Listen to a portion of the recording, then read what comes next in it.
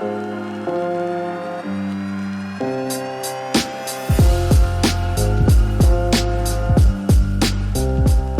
right, welcome, ladies and gentlemen, to another edition of the Empire State of Milan. I'm Fabio, that's Beppe.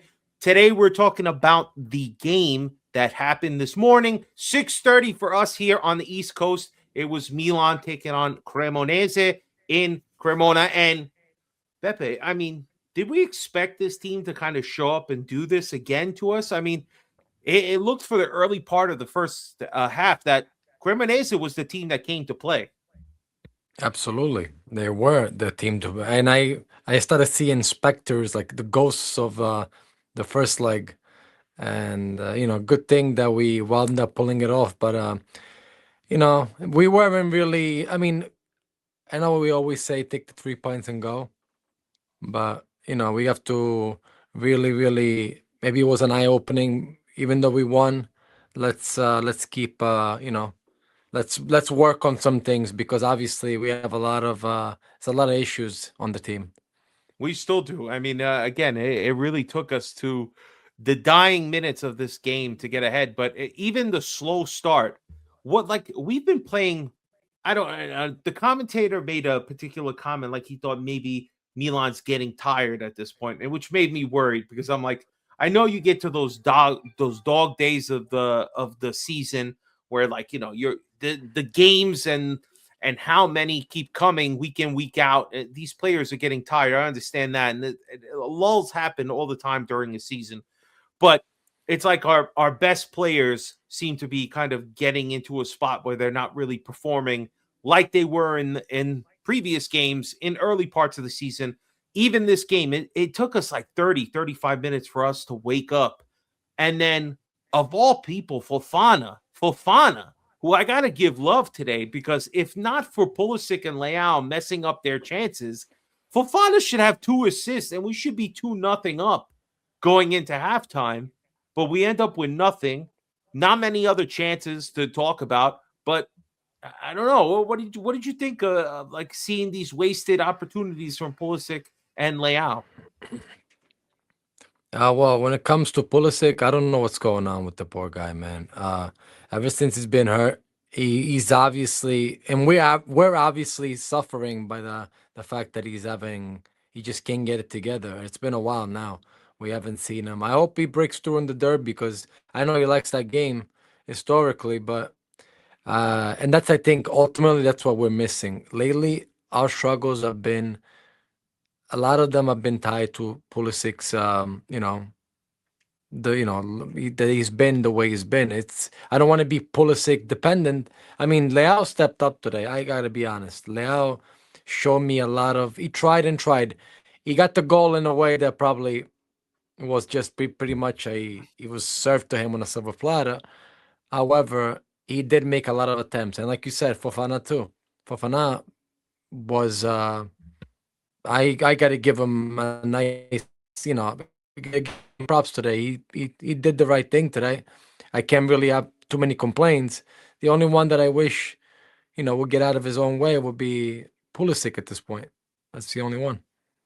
I wonder if when the second half got to it and they brought in Fulkrug and they had Pulisic and Leao out there with them just for a little bit because they really didn't give Pulisic too much time after that before they replaced him with Nkunku.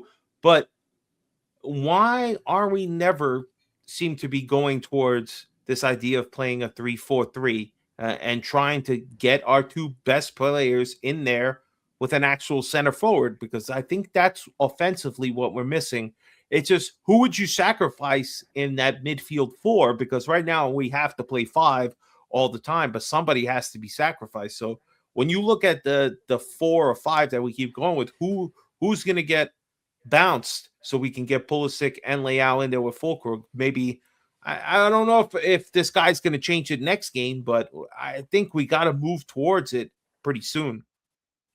I have no idea because also you got to understand that even if we do that, the forward, as much as we want it to be Fulkrug, from what I understand, because of that injury and the fact that obviously we couldn't afford to get rid of him, not get rid of him, it's the wrong word to use, but the fact that he has his broken toe, he has to, from what I've read things where he practices one day and then he's got to really be doing something completely different for the next 2 days. So the guy's basically limited. So we get what we Maybe you get, but can't get we're him from the beginning. yeah, you can't get it from the beginning. It's very weird. It's there's a lot of I know it seems like excuses. That's everybody's gonna be like, if you can't play him, then why didn't you just let him go get himself fixed? We can't afford that. We don't have a lot of people, so everybody is it's pretty much tying in their belts and they're trying to get to the end of the season and get into this through this finish line, which is the Champions League qualifying. But we don't have look Jimenez. It's not like we have a Jimenez. He literally came in to replace Jimenez, and this guy's playing with a broken toe, and he's doing what he Mhm. can. But I don't, unfortunately, maybe Max. Obviously, no. I have a lot of faith in Max. I think even though he does do some questionable, he has some questionable things that he does, but I think at this time around, I think he's just trying to make lemonade out of fucking piss at this point. That I mean, there's a lot of stories coming out, but I would just say that when I see it's supposedly Jimenez is on the track of possibly maybe being available for the next game. We'll see if that's true, if he even has a moment in the derby. We need another center forward, and it would be great to at least get him back if we're Mhm. not going to be able to start Fulkrug from the start. But to me, I felt offensively, once Leao started to be able to play on the left wing again a little more, he was able to create chances and he was very lively. So when we sit here and we talk, usually we do tops and flops, right? Who's the top player that you're going with today? The top player that I'm going with today is maybe it's not going to be everybody's top player, but I think that I like what Leao showed me today, and I'm not even counting the goal. Even if he didn't score, if the game would have finished 1-0, I want to give him the props because he showed me if you actually go and try and make the attempt, the execution obviously is what everybody remembers. But if you make the effort, which he's the guy that drives us crazy because he's very lackadaisical, he's very and today I gotta say he did the right thing from from my opinion. But I would agree. That's a good one. Layout's good. I'm going Pavlovich because this guy loves this this game, this matchup. He a second goal of the season against Cremonese and got the game winner as far as we're concerned. So I'm gonna go Pavlovich. I thought he did pretty decent defensively as well. Who's your flop? Who are you calling out? Who's the worst that you thought today? I'm calling out, like I said, Pulisic. Yeah, I it's think got it. he's got to get it together. He's got to get it together. Unfortunately, and I don't want to be as harsh on him, but that's how much we miss him. That's how much we need that guy back. It's not even, maybe there was a guy on the field that was worse than him, but for the level that he is, him being like this is just hurting the team. It's obviously hurting the team. We're very Pulisic. I feel like we are more Pulisic dependent than we are Leao dependent. Even though Leao is always ranked at a star level more so than Pulisic, I feel like if out of the two, they both whoever like goes down and just does nothing, we suffer more when Pulisic is the one. Pulisic does it because in the end we always manage. Even when Leao becomes like a walking corpse, somebody always picks up the pace, and it's been for the last few years. It's been Pulisic, but when now you're starting to see that when Pulisic is down, nobody else is really stepping up, and it's hurting. Yeah. It's hurting the team. So, and last thing, let's go. Who are you giving a special word to, whether good or bad? Who are you focusing on? I'll go first here. So, there's a couple of people I would give a little love to. That's especially De Winter played pretty solid, looked pretty decent. Again, another decent performance. Something bad, I'd say, hey, Salamanca's, how many games like this are we gonna get in a row Yeah, where we yeah. seem a little out of control? We seem like we can't really do anything. It's another lackluster performance. But I always crap on Fofana, so he's got to be the guy I'm giving. Look, 2 assists should have been on a platter for him right there, and Leao and Pulisic owe him at least a steak dinner, maybe two, because they screwed up big time. So Fofana, even though you didn't play most of the second, well, all of the game, you did pretty solid with the first half, and we should have done better. So that's where I'm going. Where are you going? Good or bad? Whatever your final thoughts As on a couple of players. as far as good goes, I'll probably, say Fofana was one of the ones that today did very good. Even though I want to give also props to Nkunku, because Nkunku has been showing a lot of people have lost Faith in faith him. in this guy. Hmm. Meanwhile, Allegri pushed and pushed. That's why I like the guy because he does what he does. If he's got a hard head, but he knows what he wants, and it's paying off for him because Nkunku, for what he was 4 months ago to now, he's not Pele, but he's still he's showing improvement. That's all we could ask for. As far as flop, I said Pulisic before, and I said I was gonna be harsh on him because I expected more from him than other people. But Salamakers probably would have been the one that I would have attacked. I just wanted to make a point with Pulisic, but Salamakers, this is becoming. See, at least with Pulisic, you have the excuse that he's been hurt and he hasn't been the same since he came back. He hasn't found the right form yet. Kind of like Fulkrug, he's probably playing not at 100%, and it shows. Yeah. Salamakers, I don't know what's happened because we know we could get way better from Salamakers. Yeah, as soon as he got a contract, that's what Yeah. happened. He got the bag. He said, "Oh, all right, they must like me again." And you know what? It's not the same as the Salamancas from the beginning of the season. Maybe it's just again, there's a lot of games. This guy's and I would just say one more special mention: 4 players on potential yellow card suspensions. Not one got a yellow. Very nice, especially for Rabiot. Very, very nice to not miss the Derby. So obviously the Derby is the next game. Let's kind of just talk about this.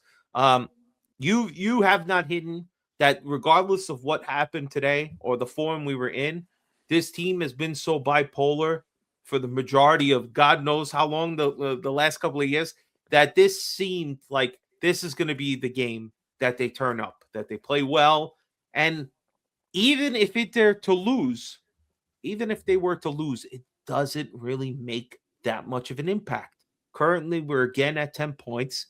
Even if they to lose, they're 7 points with 11 games to go. Barring, again, right now we are at 4 game difference because right now we need them to lose 3 games just to collapse that divide to 1 game. We don't have that right now. We have to win. I fear that us losing will be this will be the official end of the season. I know mathematically it's not, but 13 points with 11 games to go. There's no way that we finish it. That we can come back or overcome it, should I say. So, what are your thoughts on the Derby? What are you hoping to see besides obviously a win? Like, what do you think is going to be what we get when we go to the bar on Sunday? You basically echoed everything that I've been such an open book that everybody knows that how I feel, and I feel that Inter is playing with house money, so Inter is not gonna be it's not gonna be the game of life for them, life or death, because that's all they have is the season. Basically, it's the Scudetto, and they're gonna get it probably sooner rather than later. However, I do think because of the fact that they have all that cushion and because just this team is so bipolar, I'm not gonna say that we're gonna win. I'm no Mark Messi. I'm not guaranteeing victory. However, I guarantee you that we won't lose. I mean, guarantee is a big fucking word. Now I'm gonna then I people could see are gonna I can see they we're don't not gonna lose lose. though. They I take don't a think they'll lose draw. the game. Yeah. Yeah, A draw would I don't feel think like they'll a lose the loss game because it's too much of a gap still. 100%. But at this point, like you see that we just finished seeing this Juve Roma game that finished 3-3. A 3-3 score that benefits us because with us winning, we basically were eating 2 points from each team. Napoli lost last week. Yeah, we lost as well. But it's this point, those are the teams we have to worry about. The derby is a game, it's a war to itself because of obviously what it means to us, what it means to the city, what it means to the players, but it means most for us than anything else. But I don't think it means a title anymore. Even if we do win and we go -7, Don't worry, we're gonna follow it up and not win whoever we play next. So that's just the way it is. So Yeah. I'm not. But one I'd game at a rather. time. One game at a time. Yeah, Let's just right, handle right. the derby because we need. Listen, wouldn't it be something we beat them both games this season? Yet we still Oh are yeah. nowhere near close to winning. And again, to me, Milan just needs to do what they're supposed to do, which is go into the derby, take care of business, beat Inter, and put the pressure back on them because then it goes back to 7 points, and then we're within 3 games of them, and one little falter, you know, anything could happen. But right now, we got to go out there and win. We have the full team available, which hopefully with Jimenez possibly coming off injury, we'll see what Bartzagi's status is because he left the game with the last 1, 2, 3 minutes of the game. So hopefully he'll be healthy. If not, it's an Ecuadorian fest on the left side. But other Mhm. than that, guys, if you're in the greater New York area and you want to come enjoy the derby at Milan Club NYC, come to Legends Bar, the football factory in the basement. Me, Beppe will be there, and the rest of the Milan Club. You got to come check us out. It's going to be a great experience. There's nothing like only second to being at the San Siro itself. Beppe, any final words before we wrap it up here, bro? Yeah, guys, come by the bar on Sunday. The game is gonna be at 3:45 because I believe the clock changes for Yeah, us our or for clock the changes. for Yes. our clock changes. So it's not gonna be the 2:45 usual, but I'm sure Fabio could put a little link about if you guys don't follow the team yet. I mean, I'm sure that most of you guys do follow the club. So if you need any info, we're gonna put the handle of the club. Follow their stories, follow us. We'll tell you where we are. But come meet us, come join us, and I'm telling you, especially the derby, it's no better place to be because you're gonna feel. For us, we could be in relegation zone. We play Inter, it's always a big deal, and no place better to be when you're in this city, in this country than there. Unless you're obviously at the San Siro, but you're not gonna be there. So come stay with us. That we're a bunch of fucking maniacs, but we all have one thing in common, and we all bleed red and black. So Yeah, we'll be live there. We'll be going live as well after, and just come check us out, guys. Listen, this has been another episode of the Empire State of Milan. that's all, folks.